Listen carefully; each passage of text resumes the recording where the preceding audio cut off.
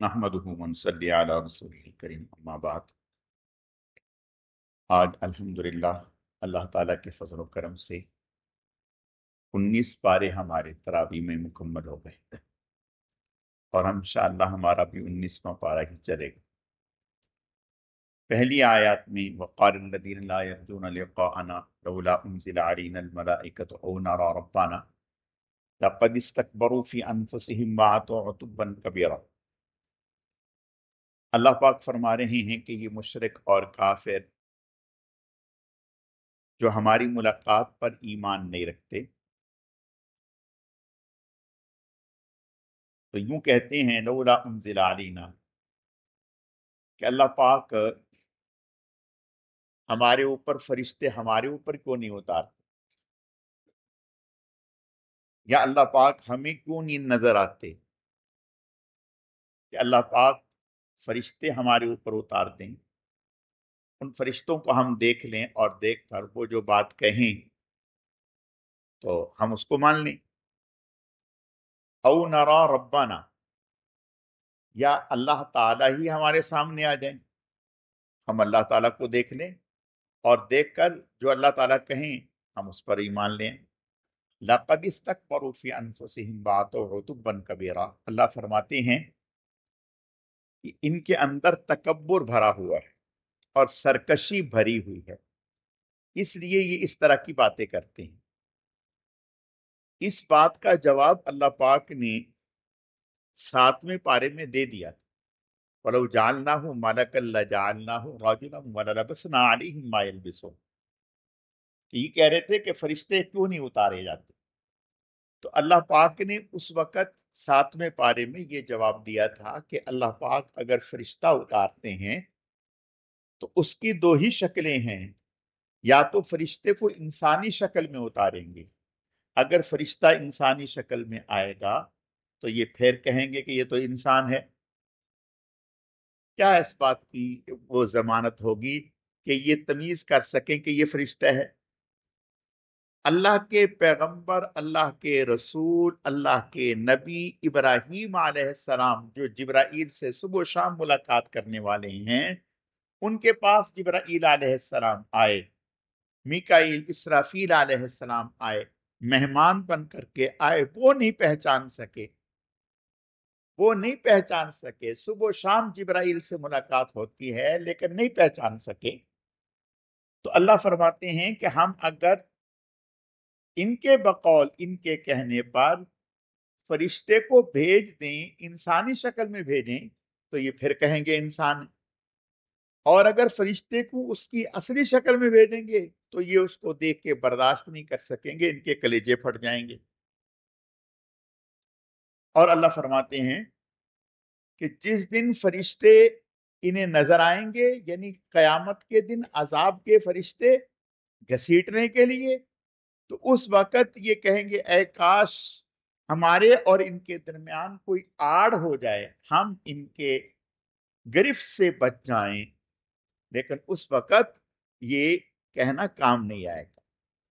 गोया दूसरे लफ्जों में यूं कहिए कि ये अपने आप को बड़ा अहल, बड़ी सलाहियत वाला, बड़ी सिफात वाला, बड़ी खूबियों और कमालात वाला समझते हैं कि भाई अल्लाह को हमसे बात करनी चाहिए, अल्लाह को हमारे ऊपर फरिश्ते भेजने चाहिए।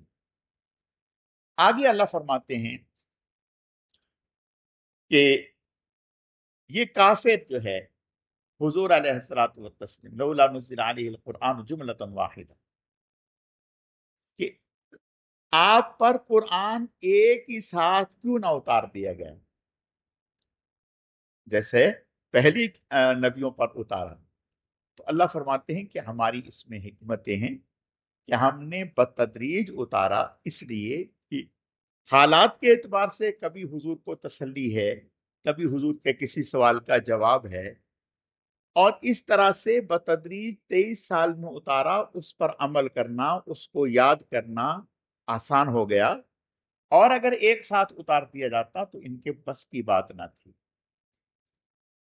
अगली आयत में वयौम यअज़्ज़ु ज़ालिमु अला यदैहि यक़ूलु या लैतनी इत्तख़ज़्तु मअर रसूलि सबीला یا ویلتا لیتنی لم اتخذ فلانا خلیلا۔ اللہ فرماتے ہیں کہ قیامت کے دن یہ کافر انگلیاں کاٹیں گے، یعنی جس کو کہتے ہیں غصے سے اور حسرت سے اپنے ہاتھ کاٹنا، تو یہ انگلیاں کاٹیں گے اس بات پر کہ اے کاش ہم نے نبی کو، رسول کو، نیک لوگوں کو اپنا دوست بنا لیا ہو۔ ان آیتوں کا پس منظر کچھ اس طرح سے ہے۔ مشرکین میں ایک شخص تھا، عقبہ بن ابی معیط، یہ سردار تھا مشرکین، اور اس کی عادت تھی کہ جب یہ کبھی باہر سے آتا تو مکہ کے لوگوں کی دعوت کرتا، سب لوگوں کو بلاتا اور بلا کر کے ان کے لیے کھانا تیار کرتا، ان سے ملتا جلتا، ایک رکھ رکھوالا والا آدمی تھا۔ تو یہ کسی سفر سے آیا، تو سفر سے آنے کے بعد اس نے ایک دعوت کا انتظام کیا۔ اس دعوت میں آپ صلی اللہ علیہ وسلم کو بھی بلایا اور لوگوں کو بھی بلایا۔ آپ صلی اللہ علیہ وسلم تشریف لے گئے۔ جب آپ تشریف لے گئے تو آپ نے کہا کہ میں تو اس وقت تک کھانا نہیں کھاؤں گا جب تک کہ آپ میرا کلمہ نہیں پڑھیں۔ میں تو کھانا نہیں کھاؤں گا جب تک کہ آپ میرا کلمہ نہیں پڑھیں، اس وقت تک میں آپ کا کھانا نہیں کھاؤں۔ تو اس نے بادل ناخواستہ کہا کہ ٹھیک ہے میں آپ کا کلمہ پڑھتا ہوں۔ اس نے حضور علیہ السلام کا کلمہ پڑھا، آپ نے کھانا کھا لیا۔ جب کھانا کھا لیا تو اس کا ایک دوست تھا ابی بن خلف، یہ بھی بڑا کٹر کافر تھا۔ اس کو پتا چلا، اس نے بڑی اس کو لان تان کی کہ یہ تم نے کیا حرکت کی۔ اس نے یقین دلانے کی کوشش کی کہ میں نے تو، چونکہ محمد صلی اللہ علیہ وسلم ایک معزز اور محترم میرے مہمان تھے، تو اور میرے گھر سے وہ ایسے چلے جاتے بغیر کھائے، تو اس میں میں اپنی سبکی اور خفت ذلت محسوس کرتا ہوں، تو اس لیے میں نے ایسا کیا تاکہ وہ کھانا کھا کے جائیں اور میں ذلت سے بچ جاؤں، باقی اندر میں تو ایسا کچھ نہیں تھا۔ اس نے کہا کہ میں نہیں یقین کرتا، ہاں ایک کام کریں کہ آپ علیہ باللہ جائیں اور جا کر کے ان کے چہرے پر تھوک کر آئیں، اور اگر آپ ایسا کر لیں تو پھر میں سمجھوں گا کہ تم نے جو ہے اوپر سے ہی ان کو ایسا کیا، وہ اندر سے نہیں۔ اس بدبخت نے یہ حرکت کر دی ہے، اور یہ دونوں جنگ بدر کے موقع پر مارے گئے، دونوں قتل ہو، دونوں مسلمانوں کے ہاتھوں سے دونوں واصل جہنم ہوئے۔ تو اللہ فرماتے ہیں کہ یہ کل قیامت کے دن یہی وَيَوْمَ يَعُضُ الظَّالِمُ عَلَى يَدَيْهِ يَقُولُ يَا لَيْتَنِي اتَّخَذْتُ مَعَ الرَّسُولِ سَبِيلًا، اپنے ہاتھ کاٹیں گے کہ کاش ہم نے اللہ کے نبی سے دوستی کی ہوتی، نیک لوگوں سے دوستی کی ہوتی، لیکن اس وقت اس کا کوئی فائدہ نہیں ہوگا۔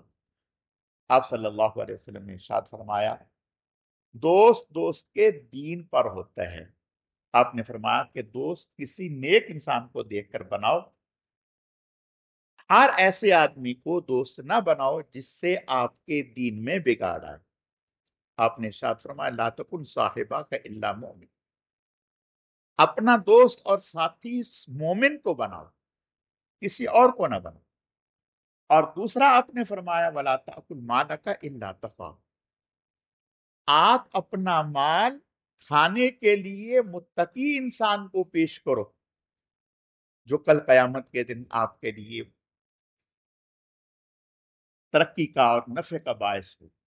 تو یعنی تیرا مال نیک لوگ کھائیں اور تیرے دوست نیک لوگ۔ صحابی فرمانے لگے، غالباً حضرت ابن عباس یا حضرت انس رضی اللہ تعالیٰ، کہ یا رسول اللہ صلی اللہ علیہ وسلم، ہم اپنی مجلسوں میں کیسے لوگوں کو دوست بنائیں، کیسے لوگوں کے پاس اٹھے بیٹھیں؟ تو آپ صلی اللہ علیہ وسلم نے ارشاد فرمایا، ایسے لوگوں کو دوست بناؤ اور ایسے لوگوں کے ساتھ اٹھو بیٹھو جن کے ساتھ بیٹھنے سے تمہارے علم میں اضافہ ہو، جن کے ساتھ بیٹھنے سے تمہیں اللہ کی یاد آئے، اور جن کے ساتھ بیٹھنے سے تمہارے اندر تقوی پیدا ہو۔ آپ صلی اللہ علیہ وسلم نے فرمایا کہ ایسے لوگوں کے ساتھ اٹھنا بیٹھنا رکھو، یہ تمہارے لیے خیر کا باعث ہوں گے۔ اگلی آیتوں میں اللہ فرماتے ہیں وَعِبَادُ الرَّحْمَنِ الَّذِينَ يَمْشُونَ عَلَى الْأَرْضِ هَوْنًا، اللہ تعالیٰ کے جو محبوبین ہوں گے، جو اللہ تعالیٰ کے محبوبین ہیں، وہ زمین پر اتراتے ہوئے تکبر کے ساتھ، اکڑ کے ساتھ نہیں چلتے، عاجزی اور انکساری کے ساتھ چلتے ہیں۔ عاجزی انکساری کے ساتھ چلنے کا یہ مطلب نہیں ہے کہ آدمی سوچ سوچ کے قدم رکھے، یہ اس کا نام تقوی نہیں ہے، اس کا نام عاجزی نہیں ہے۔ حضرت عمر رضی اللہ تعالیٰ عنہ ایک شخص کو دیکھا، وہ بہت آہستہ آہستہ چل رہا تھا۔ حضرت نے اس کو بلایا، فرمایا کوئی تکلیف ہے، یعنی کوئی بیماری ہے؟ اس نے کہا نہیں۔ تو فرمایا کہ پھر ایسے کیوں چلتے ہو؟ اس نے یہ تاثر دیا کہ جیسے میں ایک تقوی کے ساتھ چل رہا ہوں۔ یہ فرمایا خبردار، لاٹھی سے سیدھا کر دوں گا تمہیں۔ یہ کوئی طریقہ ہے چلنے کا؟ تم چستی کے ساتھ، مضبوطی کے ساتھ چلو، اس کا تعلق تو دل کے ساتھ ہے، یہ تو ایک دل کی کیفیت کا نام ہے۔ آپ صلی اللہ علیہ وسلم سب سے زیادہ عباد الرحمان تھے، آپ سے بڑھ کر کے کون تھے؟ لیکن آپ صلی اللہ علیہ وسلم بڑی مضبوطی سے قدم اٹھاتے تھے اور تیز چلتے تھے، تیز چلتے تھے۔ صحابہ کرام فرماتے ہیں کہ ہم حضور تک پہنچ نہیں پاتے تھے، تیز چلتے تھے۔ تو ایستا ایستا چلنا کمزور، یہ کیا چلتے نہیں۔ تو وہ عباد الرحمان، بھائی الدین صاحب کی طرف نہیں دوڑنا کہ پتہ چلے ٹھوکر لگی گری گیا۔ وہ عباد الرحمان، تو عباد الرحمان کے معنی جو اللہ تعالیٰ کے وہ بندے جو تکبر نہیں، عجز و انکساری کے ساتھ چلتے ہیں۔ تو فرمایا وَعِبَادُ الرَّحْمَنِ الَّذِينَ يَمْشُونَ عَلَى الْأَرْضِ هَوْنًا وَإِذَا خَاطَبَهُمُ الْجَاهِلُونَ قَالُوا سَلَامًا، جب ان کا جاہلوں کے ساتھ واسطہ پڑتا ہے تو ان سے الجھتے نہیں، حکمت سے راستہ نکال لیتے ہیں، گزر جاتے ہیں، ان کے ساتھ جھگڑتے نہیں، الجھتے نہیں، بحث مباحثہ نہیں کرتے۔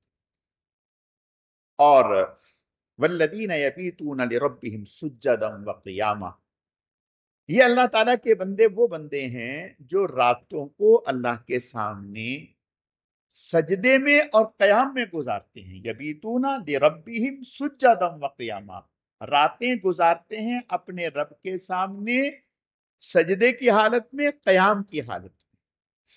یعنی ایسا نہیں ہے کہ رات کو اتنا کھایا کہ صبح تک ہوش ہی نہیں آیا، نہیں، رات کا ایک حصہ کچھ وقت اللہ کی عبادت میں گزارتے ہیں۔ اور صلحاء کی یہ خصلت بتائی گئی ہے۔ اللہ تعالیٰ کے جتنے بھی صلحاء نیک لوگ پیدا ہوئے، انبیاء پر تو تہجد کی نماز فرض ہے، وہ تو لازمی پڑھتے ہیں۔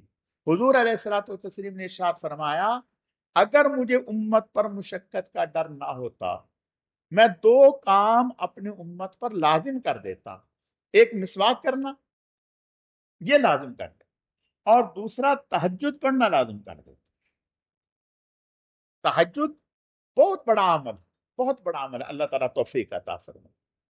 تو اللہ پاک نے قرآن پاک میں کئی جگہ تہجد کا ذکر فرمایا، تو یہاں بھی فرمایا والذین یبیتون لربہم سجدا وقیاما، اور رات کو آدمی کو اگر باوضو ہو کر کے سوئے اور دعا کر کے سوئے، ارادہ اور نیت کر کے سوئے کہ میں انشاءاللہ تہجد کے لیے اٹھوں گا، تو اگر نہیں بھی اٹھا تو انشاءاللہ اللہ تہجد کا ثواب عطا فرما دے،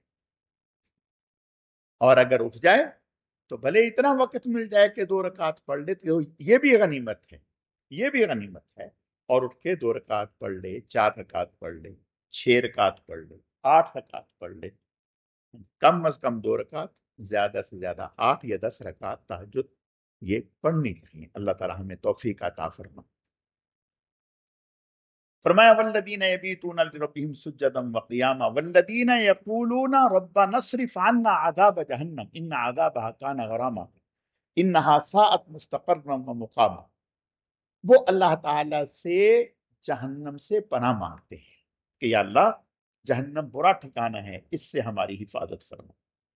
والذین اذا انفقوا لم یسرفوا ولم یقتروا وکان بین ذلک قواما، یہ جو اللہ کے بندے ہیں نہ تو خرچ کرنے میں بہت زیادہ فضول خرچ ہیں کہ بے مقصد پیسہ ضائع کر رہے ہیں۔ کل قیامت کے دن حدیث شریف میں آتا ہے، آپ صلی اللہ علیہ وسلم کا ارشاد ہے کہ کسی انسان کے قدم اپنی جگہ سے نہیں ہٹیں گے جب تک کہ اس سے یہ سوال نہ کیا جائے گا کہ تم نے کہاں سے کیسے کمایا، کیسے کہاں پر خرچ کیا، یعنی کمایا کیسے یہ بھی جواب دینا ہوگا، خرچ کہاں کیا یہ بھی جواب دینا۔ اللہ ہماری حفاظت۔ تو فرمایا والذین اذا انفقوا لم یسرفوا، اللہ کے جو بندے ہیں جب وہ خرچ کرتے ہیں تو فضول خرچی نہیں کرتے، ولم یقتروا وکان بین ذلک قواما، اور تنگی بھی نہیں کرتے، ایسا بھی نہیں جہاں ضروری خرچ کرنا ہو وہاں خرچ کرنے سے دریغ کریں، ایسا بھی نہیں کرتے، یعنی اس صفت اعتدال کو قائم رکھتے ہیں، جہاں خرچ کی جگہ ہو تو وہاں کھلے دل سے خرچ کرتے ہیں، اور جہاں نہیں خرچ کرنا ہو تو وہاں نہیں خرچ کرتے، فضول خرچی بھی نہیں کرتے۔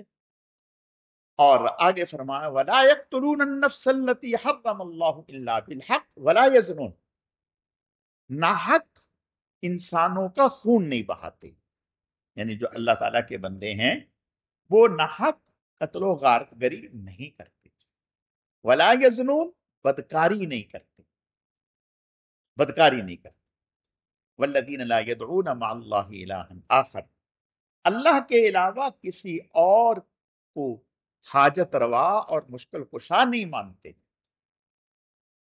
والذین لا یشہدون الزور واذا مروا باللغو مروا کراما، جھوٹی گواہی نہیں دیتے، والذین اذا ذکروا بآیات ربہم لم یخروا علیہا صما وعمیانا، جب انہیں قرآن سے کوئی نصیحت کی جاتی ہے، کوئی اچھی بات بتائی جاتی ہے تو گونگے بہروں کی طرح نہیں سنتے کہ بے توجہ اور بے دھیانی سے، نہیں، بہت دھیان سے، حاجت مند بن کر، محتاج بن کر، عمل کی غرض سے، اس طرح سے شوق اور جذبے کے ساتھ وہ اس کو سنتے ہیں۔ اور والذین یقولون ربنا هب لنا من ازواجنا وذریاتنا قرۃ اعین واجعلنا للمتقین اماما، اللہ تعالیٰ کی بارگاہ میں دعا کرتے رہتے ہیں کہ یا اللہ ہمیں نیک اولاد عطا فرما، ہماری آنکھوں کی ٹھنڈک بنا، اور ہماری اولادوں کو متقین کا امام بنا، یعنی وہ یہ نہیں دعا کرتے کہ یا اللہ ہمارے اولادوں کو پائلٹ بنا دے، انجینئر بنا دے، ڈاکٹر بنا دے، فلاں بنا دے، فلاں بنا دے، اداکار بنا دے، فلاں بنا، نہ، وہ یہ دعا کرتے ہیں وَجَعَلْنَا لِلْمُتَّقِينَ اماما، اور اس سے پہلے ربنا هب لنا من ازواجنا وذریاتنا قرۃ اعین، اے اللہ ہمیں اولاد عطا فرمائے ایسی کہ جو ہماری آنکھیں ٹھنڈی کر دے۔ آنکھیں ٹھنڈی کون اولاد کرتی ہے؟ کہ جو ماں باپ کے سامنے اپنے کندھے جھکا کے رکھیں، جو ماں باپ کے ہر حکم پر سر تسلیم خم کریں، جو ماں باپ کا نام روشن کریں، جو ماں باپ کی عزت اور آبرو پر حرف نہ آنے دیں، یہ آنکھوں کی ٹھنڈک۔ تو فرمایا ابراہیم علیہ السلام کی یہ دعا اور متقین کی دعا ہے کہ وہ یہ دعا کرتے ہیں اور یہ کہتے ہیں کہ اے اللہ ہماری اولادوں کو متقین کا امام بنا، یعنی متقین کا امام بنا، نیکی اور تقوی میں ان کو اتنا ایسا آگے مقتدا بنا دے کہ ان کو دیکھ کر لوگ تقوی پر چلنے والے بن جائیں، یعنی ہماری اولادوں کو نیکی اور تقوی میں آئیڈیل بنا دے کہ لوگ ان کو دیکھ کر خیر کے راستے پر چلنے والے بن۔ یہ تو اللہ پاک نے یہ نیک لوگوں کی صفات بیان کی ہیں، تو جو نیک لوگ ہیں وہ اس طرح سے۔ آگے سورہ شعراء میں مختلف انبیاء کے تذکرے ہوئے ہیں، حضرت موسیٰ علیہ السلام کا جن کا ہم پیچھے پڑھ چکے ہیں، انشاءاللہ اگلے پارے میں بھی آئے گا تفصیل کے ساتھ۔ حضرت ابراہیم علیہ السلام کا ہے، اور اسی طرح حضرت ہود علیہ السلام کا، اور حضرت صالح علیہ السلام کا، حضرت شعیب علیہ السلام کا، حضرت لوط علیہ السلام۔ آخری پاؤں میں حضرت سلیمان علیہ السلام کا ذکر ہے، وَلَقَدْ آتَيْنَا دَاوُودَ وَسُلَيْمَانَ عِلْمًا وَقَالَ الْحَمْدُ لِلَّهِ الَّذِي فَضَّلَنَا عَلَى كَثِيرٍ مِّنْ عِبَادِهِ الْمُؤْمِنِينَ۔ حضرت داود علیہ السلام کو اللہ نے بیٹے عطا کی، حضرت سلیمان علیہ السلام۔ وَعُلِّمْنَا مَنطِقَ الطَّيْرِ وَآتَيْنَا مِن كُلِّ شَيْءٍ۔ اللہ پاک نے حضرت سلیمان علیہ السلام کو جانوروں کی، پرندوں کی زبانیں سکھا دی تھی، زبانیں سکھا، صرف زبانیں سکھائی نہیں تھی بلکہ ان پر حکومت عطا کر دی تھی۔ حضرت سلیمان علیہ السلام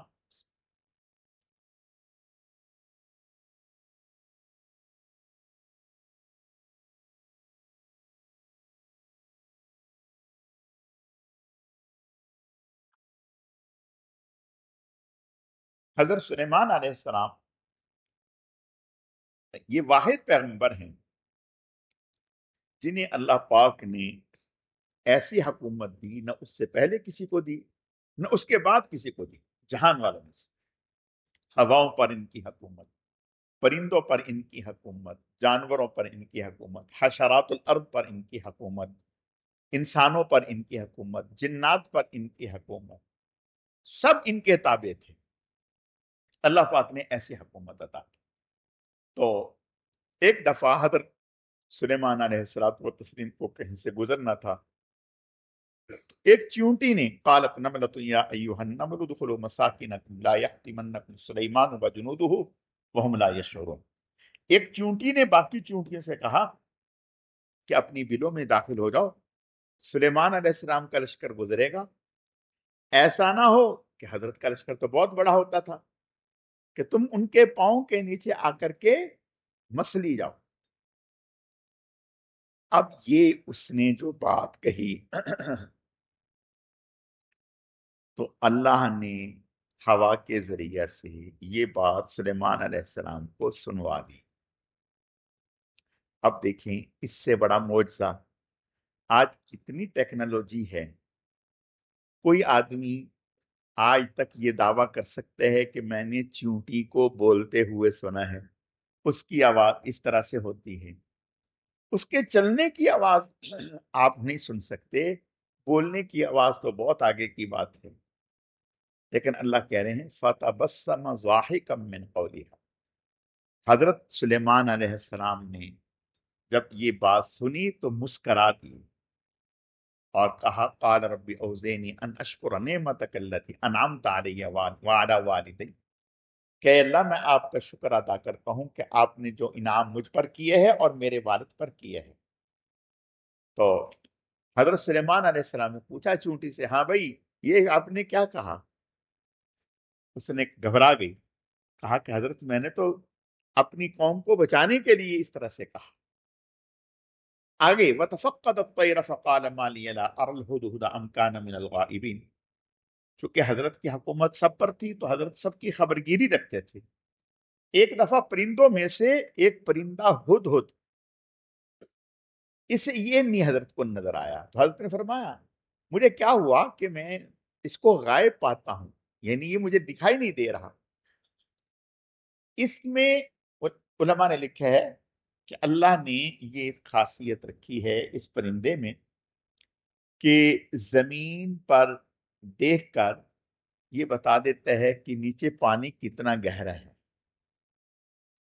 دیکھیں، یعنی زمین کے اوپر بیٹھا ہے تو بتا دیتا ہے کہ پانی نیچے کتنا گہرا ہے. لیکن شکاری کا پرندہ پنجرا جال نظر نہیں آتا.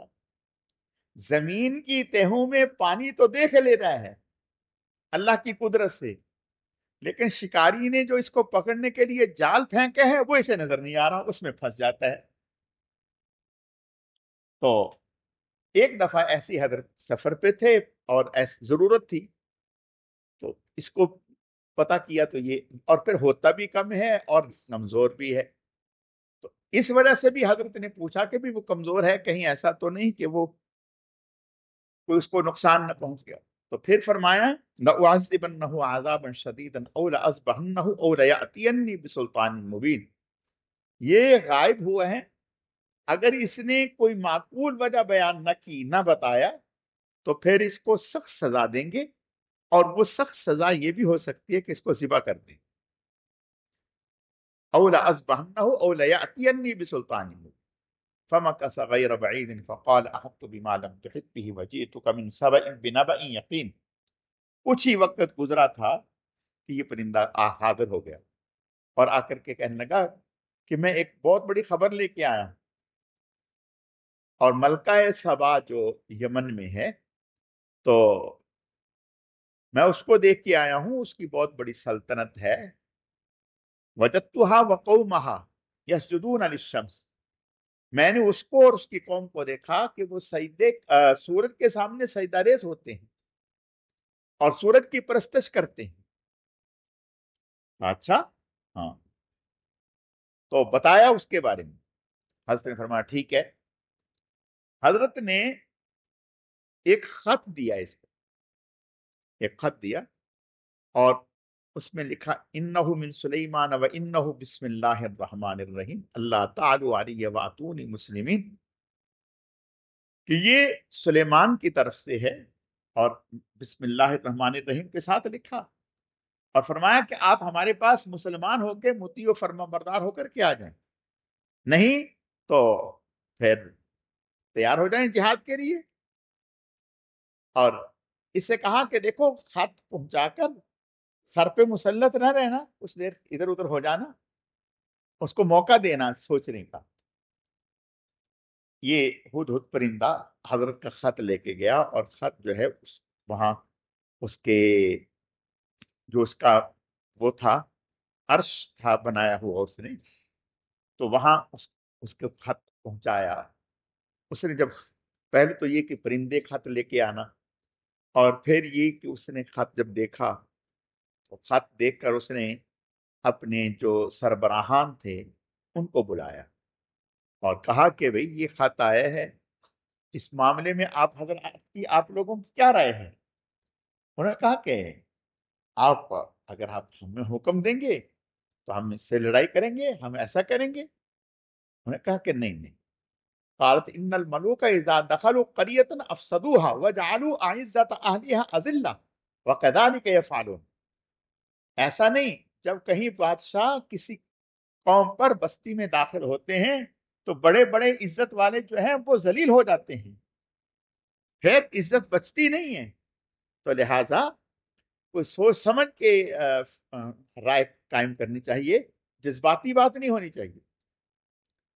طے یہ کیا کہ ایسا کرتے ہیں کہ ہم کچھ ایک وفد تیار کرتے ہیں، وہ وفد جائے اور جا کر کے ان سے ملے جن کا یہ خط آیا ہے، اور پتہ چلے کہ ان کا مقصد کیا ہے، کہ یہ واقعی اللہ کے پیغمبر ہیں، اللہ کے رسول ہیں، اور کیا ہمارے اقتدار پر قبضہ کرنا چاہتے ہیں، ہماری سلطنت لینا چاہتے ہیں، مال و دولت ان کا مقصد ہے، یہ اسلام کی دعوت دینا ان کا مقصد ہے، ہمیں دین کی طرف راغب کرنا ان کا مقصد ہے.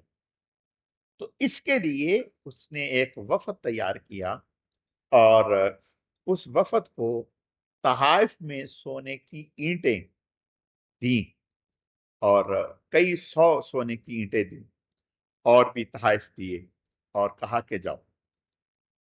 جب یہ وفد وہاں سے چلا تو اللہ پاک نے وحی کے ذریعہ سے حضرت سلیمان علیہ السلام کو اطلاع کر دی کہ وہاں سے وفد جو ہے آپ سے ملاقات کے لیے آ رہا ہے، اور وہ اس طرح سے آ رہا ہے، یہ تحائف لے کے آ رہا ہے۔ حضرت نے ان کے آنے سے پہلے 30 میل لمبا، کتنا؟ 30 میل لمبا سونے چاندی کا روڈ بچھا دیا۔ آج تک، اللہ اکبر، یہ نبی کا معجزہ ہے، ورنہ اس جہان میں تو آج تک نہیں دیکھا، سنا تو نہیں کہ کسی نے ایسا کر دیا ہو۔ سونے چاندی کا فرش لگا دیا، روڈ بچھا دیا، اور روڈ بچھا کر اس کے دونوں سائیڈ میں جانور کھڑے کر دیے، جتنے بھی جانور ہیں طرح طرح کے وہ کھڑے کر دیے استقبال کے لیے، اور وہ جانور اسی کے اوپر پیشاب کر رہے ہیں، اسی کے اوپر بول و براز کر رہے ہیں، اور یہ تاثر دینے کے لیے کہ یہ جو تم سونے کی اینٹیں اٹھائے پھرتے ہو نا، ان کی یہاں کوئی وہ نہیں ہے، تو یہاں ہمارے ہاں تو اس سونے کی قدر و قیمت یہ ہے کہ اس کے اوپر ہمارے جانور کھڑے ہیں اور بول و براز کر رہے ہیں۔ خیر جب وہ آئے، آ کر انہوں نے دیکھا تو انہوں نے اینٹوں تو اپنی غائب کر دی، انہوں نے کہا کہ بھئی یہاں ہم اینٹیں کیا کریں گے؟ خیر حضرت کے سامنے آئے، ملے تو وہ دیکھ کر ہی سارا یہ وجاہت اور یہ سارا، تو وہ تو مبہوت ہو گئے۔ اور خیر آپ تو اللہ کے نبی تھے، بادشاہ، ٹھیک ہے بادشاہ تھے لیکن اللہ کے پیغمبر تھے، تو حضرت نے فرمایا کہ یہ تمہارے تحائف، ہمیں اس کی ضرورت نہیں، یہ لے کے جاؤ، آپ لے جاؤ، خوش رہو ان کے ساتھ، ہمارا یہ مقصد ملک گیری نہیں ہے، اقتدار لینا مقصد نہیں ہے، ہم تو اسلام کی دعوت دینا چاہتے ہیں کہ مسلمان ہو جاؤ، کلمہ پڑھو۔ خیر وہ گئے اور جا کر کے انہوں نے بتایا کہ بھائی وہاں تو یہ منظر دیکھنے کو ملا، اب تو وہ اور زیادہ وہ ہو گئی۔ پھر ملکہ بلقیس جو ہے وہ خود آئے، جب خود اس نے سفر شروع کیا تو اس کئی لاکھ کا مجمع اپنے ساتھ لے کر، فوج کو ساتھ لے کر، بڑے بڑے جنرلوں کو ساتھ لے کر وہ آئی۔ جب وہ آ رہی تھی تو ایک دن حضرت تشریف فرما تھے، تو سامنے سے دیکھا کہ جیسے بہت بڑا ایک لشکر آ رہا ہو، تو ظاہر ہے گرد اڑتی ہے، تو حضرت نے دیکھا کہ گرد اڑ رہی ہے، بہت بڑا لشکر ہے، تو فرمایا کہ بھئی یہ کیا ہے؟ کہا جی ملکہ بلقیس آ رہی۔ کہا اچھا ملکہ بلقیس آ رہی ہے؟ جی ملکہ بلقیس آ رہی ہے۔ کہا ٹھیک ہے، تو فرمایا کہ بھئی کون ہے؟ قال عفریت من الجن انا آتیک به قبل ان تقوم من مقامک وانی علیہ لقوی امین۔ حضرت نے فرمایا کون ہے جو اس کا عرش جو ہے، جو اس نے اپنا تخت بنا رکھا ہے، اور وہ جو تخت اس کا تھا جس کے اوپر وہ خود بیٹھتی تھی اور اس کے وزراء اور کیبنٹ کے لوگ بیٹھتے تھے، 80 ہاتھ لمبا تھا، 40 ہاتھ چوڑا تھا، 30 ہاتھ اونچا تھا، اور کمروں میں اور بڑے بڑے حالوں میں وہ مقفل تھا۔ تو فرمایا کہ بھی اس کا وہ اٹھا کے لائے یہاں اس کے یہاں آ جائے ہمارے پاس، وہ لے کے آئے۔ کون لے کے آئے گا؟ تو ایک عفریت جن تھا، اس نے کہا میں لے کے آؤں گا۔ فرمایا کتنی دیر لگاؤ گے؟ قال الذی عنده علم ہاں، کہنے لگا انا آتی کبھی قبل ان تقوم من مقامک، میں آپ کے پاس لے کے آؤں گا مجلس برخاست ہونے سے پہلے آپ کے یہاں اٹھنے سے پہلے وہ آ جائے گا۔ حضرت نے فرمایا ایسی سست رفتار سروس نہیں چاہیے، اللہ اکبر، ایسی سست رفتار سروس نہیں چاہیے۔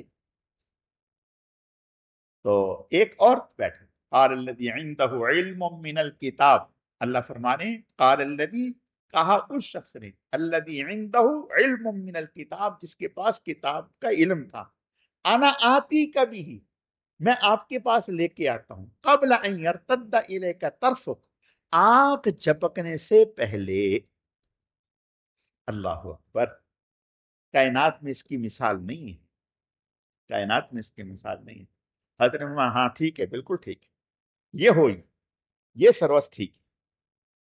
آگ جھپکنے سے پہلے وہ یہاں لے آیا اور فرمایا ھذا من فضل ربی لیبلونی اشکر ام اکفر، یہ میرے رب کا فضل ہے۔ بعض نے کہا حضرت سلیمان علیہ السلام نے ہی یہ دعا کی تھی، حضرت نے ہی یہ معجزہ دکھایا تھا، حضرت کا ہی معجزہ تھا۔ بعض نے کہا آصف برقیہ ایک تھا حضرت کا ساتھیوں میں، اس نے ایسا کیا۔ بعض نے کہا حضرت نے خود، اور پھر کہا ھذا من فضل ربی، یہ میرے رب کا فضل ہے، اپنا کوئی کمال نہیں ہے۔ لیبلونی اشکر ام اکفر، وہ مجھے آزمانا چاہتا ہے، دیکھنا چاہتا ہے کہ اس کے کرنے کے بعد آیا میں شکر ادا کرتا ہوں یا ناشکری کرتا ہوں۔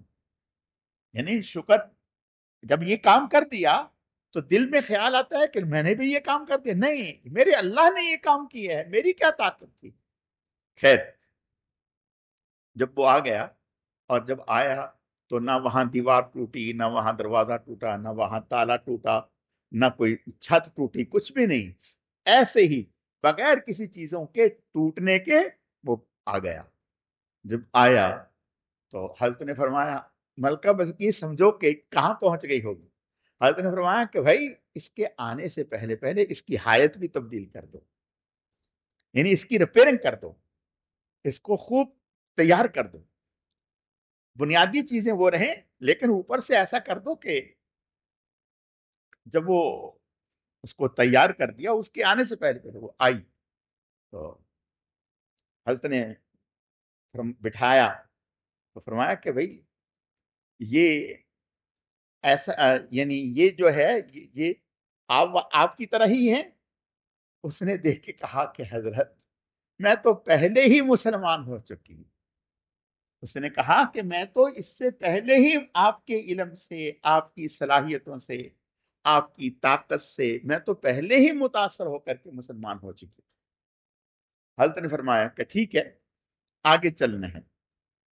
آگے حضرت نے ایک فرش لگایا شیشے کا، شیشے کا فرش اس طرح سے لگایا، اس میں پانی، اور اس میں جو پانی کے وہ چیزیں ہوتی ہیں وہ جیسے مچھلی ہیں اس طرح کی، اور اس کے اوپر شیشہ ایسا ہے کہ آنکھیں دھوکا کھا جائیں، کہ لگے جیسے شیشہ ہے نہیں، پانی ہی پانی ہے۔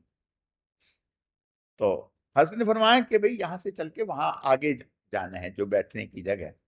اس نے کہا ٹھیک ہے۔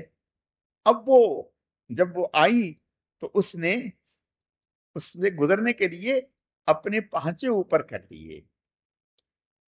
قال انه صرح ممرد من قواریر، حضرت نے فرمایا کہ یہ تو بھائی شیشے کا ہے، یہ پانی نہیں ہے، پانی تو نیچے اوپر تو شیشہ ہے۔